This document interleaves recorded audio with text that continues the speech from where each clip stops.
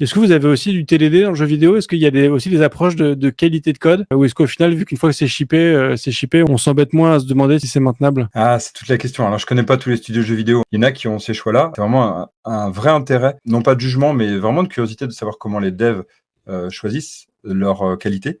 Cependant, moi, je peux déjà avoir du recul sur déjà toute la partie créa. La modélisation, le graphisme, le sound design, encore en 2024, parce que je reçois des stagiaires, des apprentis, n'a pas cette culture, par exemple, du versionning.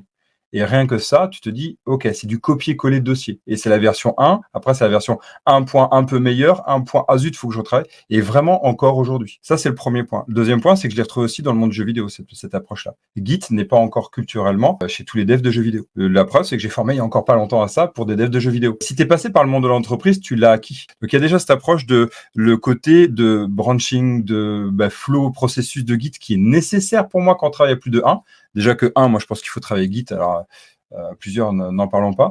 Et de 2, c'est que tu parles, c'est qu'il y a moins de livraison. En fait, aujourd'hui, on n'est plus du tout sur cette approche d'un CD ou de tout ce qu'il y avait avant, même des cassettes. Maintenant, on est cette approche qu'on vit exactement pareil dans le dev entreprise, c'est qu'on est sur de la livraison quasiment continue. Et moi, j'aimerais bien rencontrer des entreprises qui ont fait des choix de qualité là-dessus aussi sur cette partie process, Ops et autres. Mais de ce que je vois, beaucoup d'indep n'ont pas cette culture ou en tout cas ne la mettent pas en avant. Et ça, je trouve ça dommage.